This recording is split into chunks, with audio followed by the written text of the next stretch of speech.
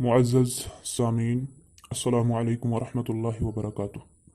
अपनी बात को ज़्यादा तवील न करते हुए मैं सीधे मौजू पर आता हूँ। आप हजरात को मालूम है कि बरेलवी हजरात सोशल मीडिया पर इनके छोटे भी और बड़े भी उलमाए देवबंद के ख़िलाफ़ बदज़ुबानी और उन पर कुफ्र व गुस्ताखी के फतवे जड़ते हैं और उनके मसक्कत और मुदल्लल जवाबात हाफिज़ नोमान नौशहरी साहब हाफिज़हुल्लाह ताला ने बड़े आसान अंदाज में दिए हैं।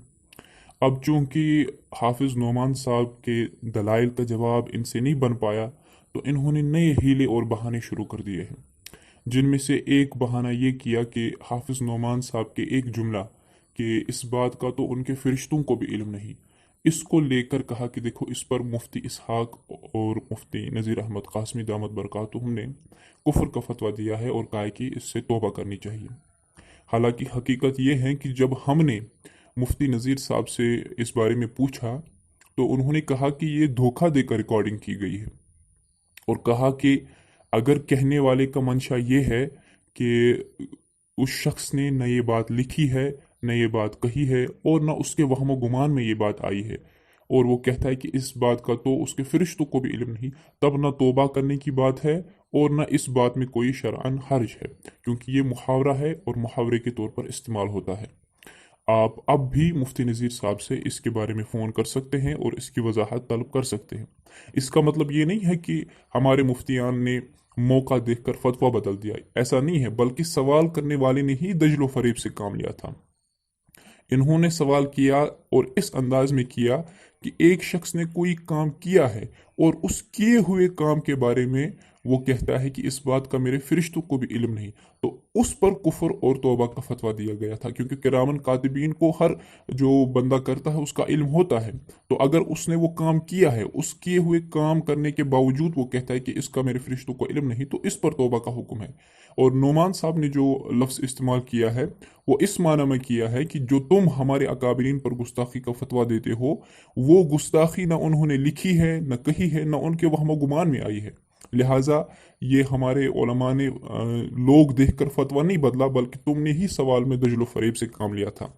आप अब भी मुफ्ती नज़ीर साहब से फ़ोन कर सकते हैं या हमसे हमारे पेज से रब्ता करें, मुफ्ती नज़ीर साहब का नंबर ले और उनसे उन्हें दोबारा फ़ोन करें और पूरा सवाल करें, तो वो आपको इंशाल्लाह यही जवाब देंगे। अब नासिर फिरदौस साहब और उनकी जो टीम है जो आए दिन नोमान साहब के जुमले काट काट कर वीडियोस बनाती है और लोगों को धोखा देती है, आइए नासिर फिरदौस साहब आज आपको अपने घर की सैर कराते हैं। आप कहते हैं ना कि कुफ्र है, ये गुस्ताखी है, इस पर तौबा करनी लाजिम है। आप तो दावत इस्लामी से वाबस्ता है ना, आपको अपनी बप्पा जानी की किताब का भी इल्म नहीं। ये देखिए हमारे पास किताब है, इस किताब का नाम है कुफ्रिया कलमात के बारे में सवाल व जवाब। इसके लिखने वाले हैं मोहम्मद इलियास अतवार कादरी रिजवी। इसके सफ़ा नंबर 301 पर यही सवाल आता है कि इस बात का तो मेरे फरिश्तों को भी इल्म नहीं, कहना कहीं कुफ्र तो नहीं।